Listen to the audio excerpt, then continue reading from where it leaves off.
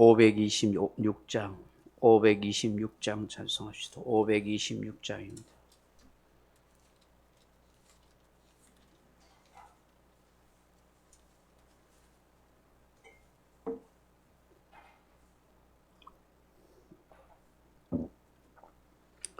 526장입니다.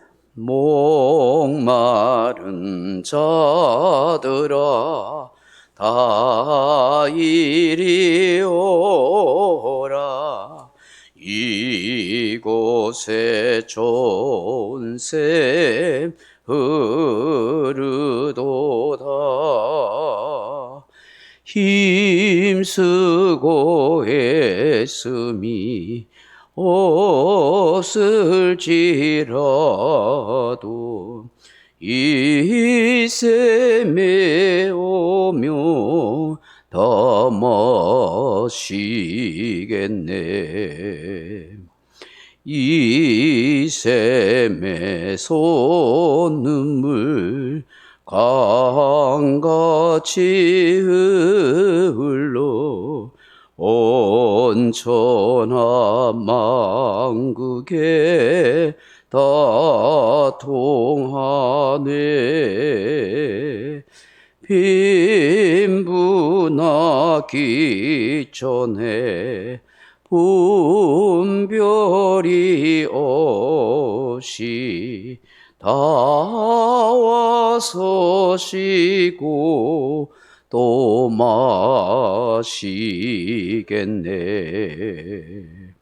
생명수 샘물을 마신 자마다 목 다시 마르지 아니하고 속에서 솟아나 생수가 되어 영원히 솟아 늘 풍성하리. 이 샘의 이름은 생명의 샘물, 저수정빛같이 늘 맑도다. 어린 양 보자가 그늘이 되어 생명수 샘이 늘 그치지 않네. 아멘. 하나님 말씀 요한복음 4장 19절에서 26절 말씀까지 같이 읽겠습니다. 요한복음 4장 19절로 26절입니다. 여자가 이르되 주여 내가 보니 선지자로이소이다. 우리 조상들은 이 산에서 예배하였는데 당신들의 말은 예배할 곳이 예루살렘에 있다 하더이다. 예수께서 이르시되 여자여 내 말을 믿으라. 이 산에서도 말고 예루살렘에서도 말고 너희가 아버지께 예배할 때가 이르리라. 너희는 알지 못하는 것을 예배하고 우리는 아는 것을 예배하노니 이는 구원이 유대인에게서 남이라. 아버지께 참되게 예배하는 자들은 영과 진리로 예배할 때가 오노니 곧 이때라. 아버지께서는 자에게 이렇게 예배하는 자들을 찾으시느니라. 하나님은 영이시니 예배하는 자가 영과 진리로 예배할지니라. 여자가 이르되 메시아 곧 그리스도라 하는 이가 오실 줄을 내가 아노니 그가 오시면 모든 것을 우리에게 알려주시리이다. 예수께서 이르시되 내게 말하는 내가 그라 하시니라. 아멘. 사랑하는 성도 여러분, 이 사마리아 수가성 여인이 과거와 현재와의 모든 삶을 깨뜨려 보시는, 그리고 말씀하시는 예수님을 그녀가 알게 됩니다. 얼마나 다옥했겠습니까? 자기의 영혼이 얼마나 목마른지, 자기의 심령이 얼마나 공허한 상태에 있다는 것을 너무나 예수님이 잘 아셨습니다. 남편 6명 있었지만 그 사람이 자신의 영혼에, 자신의 인생에 만족을 줄 수 있는 사람이 못 된 거예요. 여러분, 우리 인생이 뭔가 삶의 만족과 행복을 누리려고 발버둥을 쳐봅니다마는 무엇이 우리 인생의 진정한 행복과 만족을 줍니까? 재물이요? 사람이요? 환경이요? 명예요? 권세? 그 무엇도 우리 인생에 참된 만족과 행복을 줄 수 없습니다. 마치 바닷물에 짠물을 마시는 것처럼 계속해서 우리의 영혼에 목마름 밖에 없습니다. 우리의 참된 샘물이 되시고 생명수가 되시는 예수님이 내 영혼에 찾아와서 그분을 의지하고 사랑할 때 우리에게 참된 영혼의 만족이 있습니다. 기독교 철학자 파스칼은 말하기를 우리의 마음속에, 우리 영혼 속에 뻥 뚫린 공간이 있다고 그러죠. 뻥 뚫린 영적 공간이 있대요. 하나님이 세상을 창조하고 사람을 창조할 때에 흙으로 사람을 빚어 만드시고 그 코에 호흡을 넣었어요. 그래서 생명 살아있는 영적인 존재가 됐어요. 사람은 육체만 있는 게 아니에요. 이 육체와 함께 영혼이 있는 거예요. 근데 그 영이 하나님을 떠나가 버렸어요. 이 하나님 죄를 지음으로써 이 영혼이 죽어버렸어요. 하나님의 영이 떠나가 버렸어요. 그렇기 때문에 하나님의 영이 우리 안에 들어올 때 우리 영이 살아나야 온전한 사람이 되는 거예요. 그래서 사람이 아무리 지각이 있고 연구를 하고 과학을 하고 온갖 똑똑한 그런 일을 많이 해도 그 영혼은 늘 공허할 수밖에 없어요. 이 공허한 영혼을 채우기 위해서 사람은 술로, 마약으로, 쾌락과 명예와 건세를 채우지만 그건 다 일시적인 쾌락일 뿐 진정한 만족과 행복이 없는 거예요. 그 영혼을 채울 수 있는 것은 하나님의 영이 들어와야 돼요. 그 하나님의 영이 어떻게 죄인된 인생에게 들어오겠어요? 그래서 예수님이 십자가에 죽으시는 거예요. 인간의 죄가 사함받아야 거룩한 하나님의 영이 찾아오는 거예요. 예수님을 내 인생의 구주와 주문을 믿을 때 그분이 나를 위해서 십자가에 피 흘려 죽으셨다고 그렇게 은혜를 깨닫게 될 때에 그때 하나님의 영, 성령이 찾아오시는 거예요. 하나님의 성령이 찾아올 때 내 안에 생명수가 흐르는 거예요. 내 안에 은혜가, 그리고 내 안에 기쁨이, 평강이 넘치는 거예요. 그 예수님, 그 성령님을 마음에 모시지 못하니까 사람이 공허해서 자꾸 죄를 짓고 엉뚱한 것을 내 영혼을 채우려고 하는 거예요.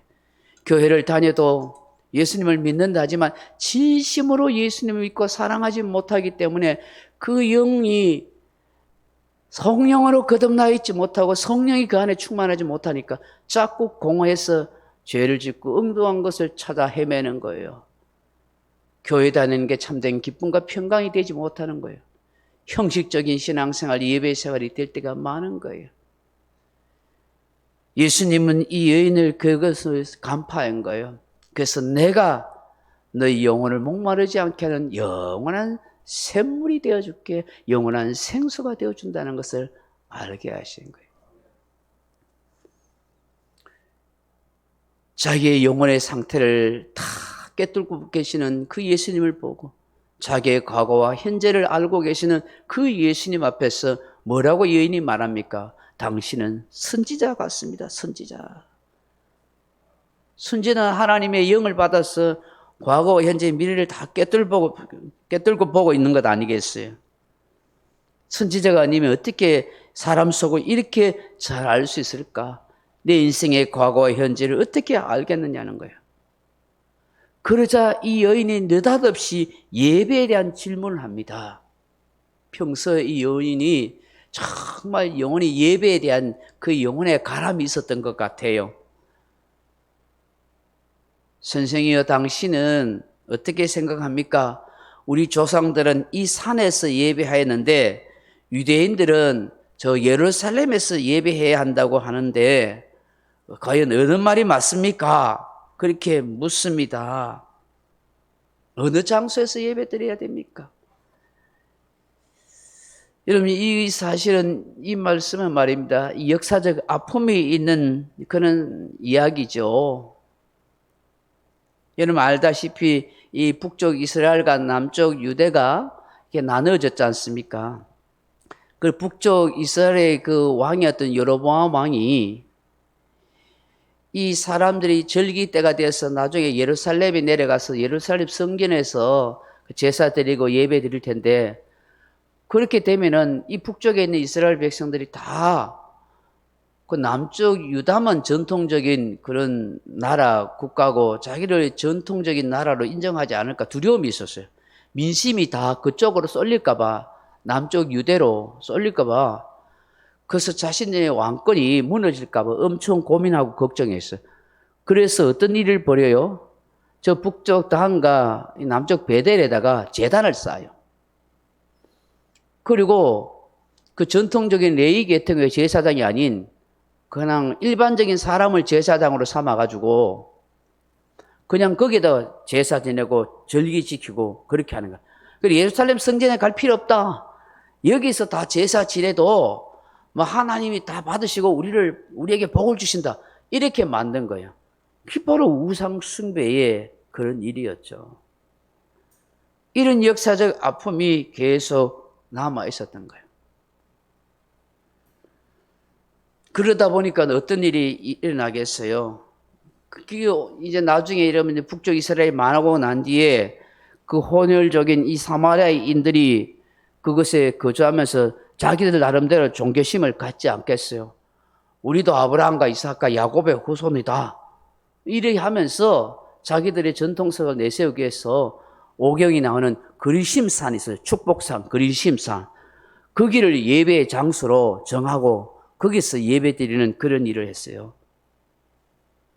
근데 포로 귀환 후 이 유대인들은 예루살렘 성전을 제거하였고 거기서만 하나님이 임재하시고 하나님이 계신다.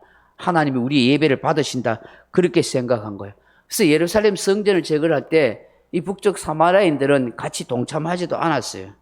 그래서 그리심산에 성전을 세워놓고 거기에 자기들이 예배의 장소를 삼았던 것입니다. 이런 일이 오랫동안 해묵은 갈등으로 예배 장소의 문제로 그렇게 늘 다툼이 있었던 거예요.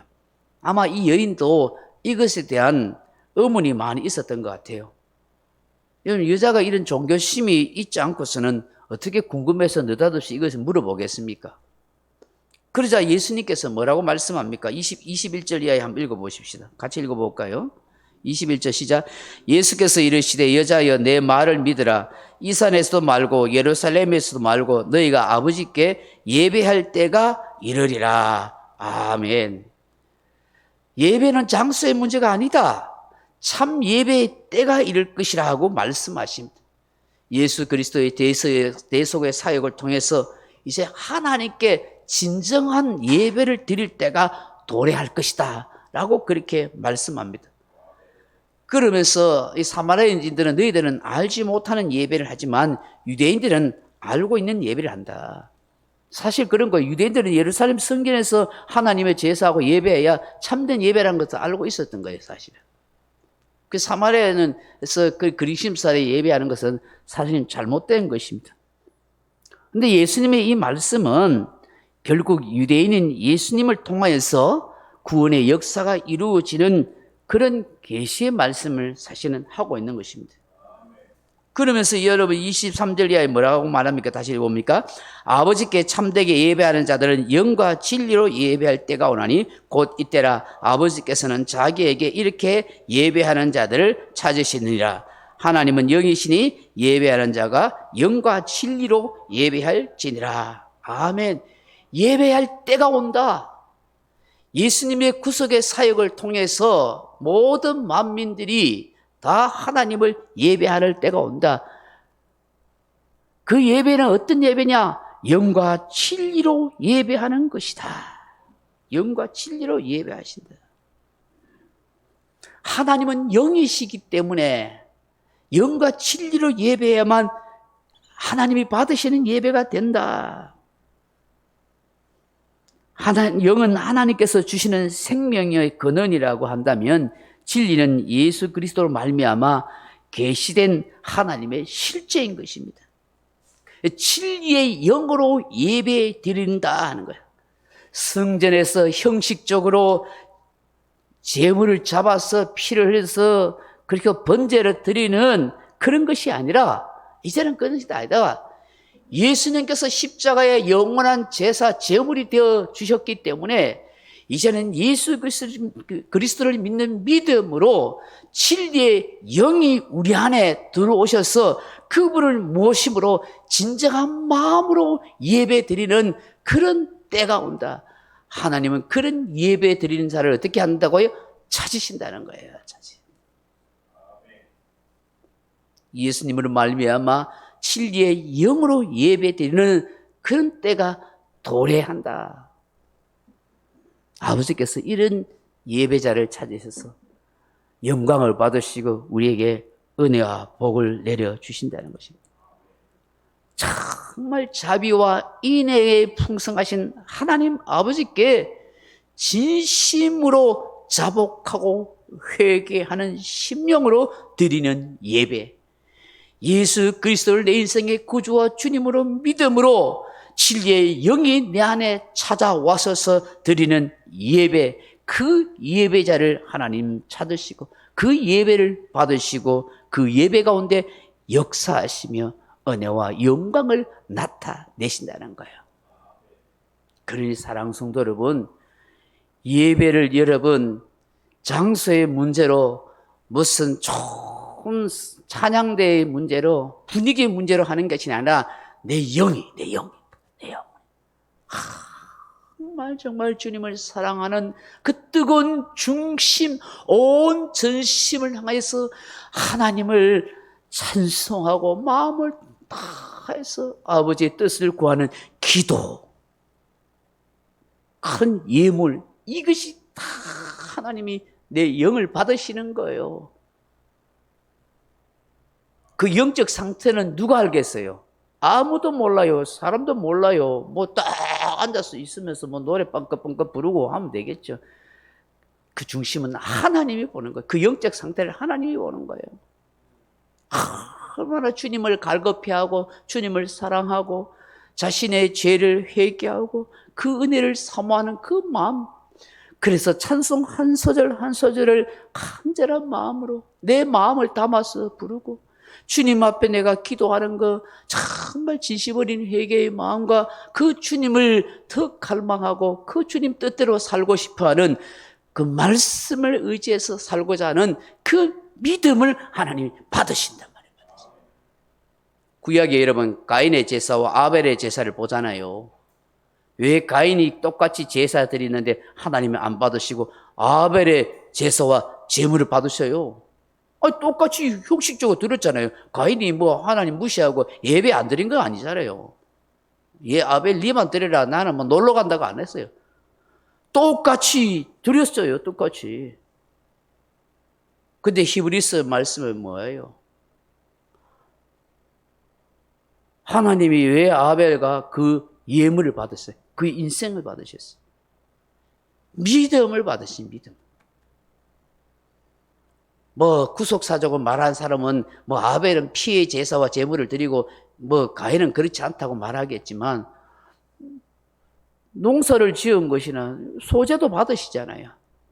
그것보다는 아벨이 믿음을 가지고 정성을 다한 제물을 드린 거예요. 그걸 받으신 거예요.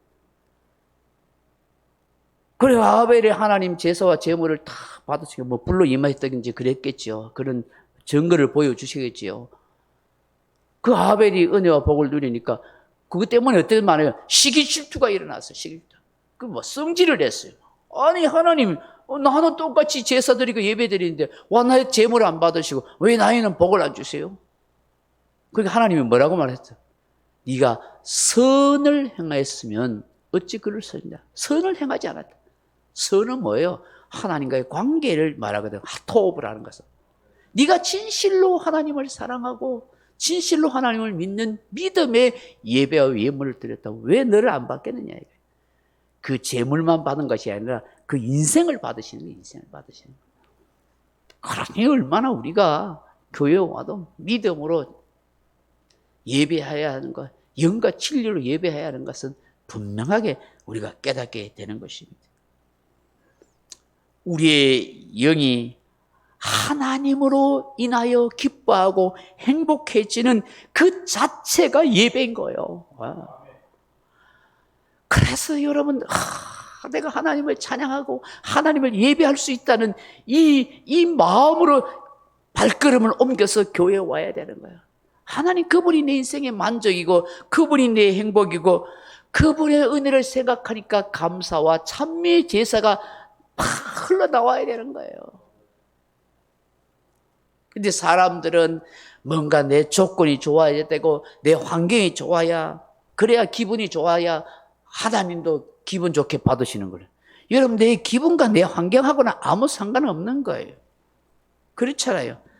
성경이 계시하는 하나님 앞에 하나님을 찾는 그 예배는 지혜와 계시의 영을 우리에게 주신 그 하나님, 자비와 긍휼과 은총이 무한하신 그 하나님, 나 같은 허물 많은 죄인, 죽은 죄인을 살려주신 그 십자가에 피 흘리신 사랑 앞에서 감사하고 찬미의 찬양을 드리는 그 마음을 하나님이 받으시는 것입니다. 할렐루야. 오늘 이 새벽에 이 여인을 향하여 예배자를 찾으시는, 영과 진리로 예배 드리는 것을 하나님이 기뻐하신다는 것을 다시 한번 우리가 생각하고 깨달아야 하는 것입니다. 주여, 내가 형식적인 예배로 그렇게 하지 않겠습니다. 정말 영과 진리로 갈급한 마음으로 하나님이 내 인생의 만족과 행복이 된다는 그 감사와 찬미의 제사를 하나님 앞에 드릴 수 있는 영적인 예배가 되게 하여 주옵소서. 그런 예배 드리는 나를 하나님이 찾아와 주시고 나의 예배를 통해서 영광을 받아주시고 나에게 은혜와 복을 내려 주시옵소서. 그렇게 기도하는 저와 여러분 되길 주님의 이름으로 축원합니다. 명령과 선포합니다. 1. 나는 주님의 은혜로 모든 일에 날마다 점점 더 좋아지고 있다. 나는 오늘부터 다른 사람을 비난 운망하거나 비판 판단 정죄하지 않겠습니다. 나는 하나님 다음으로 나를 사랑한다. 나는 나를 사랑한다. 교만은 독약이다. 그 어떤 경우에도 감사합니다. 나는 내 안에 살아계신 예수님 때문에 행복하다. 있을지어다 그대로 되니라. 좋았더라. 아멘. 같이 기도하시다.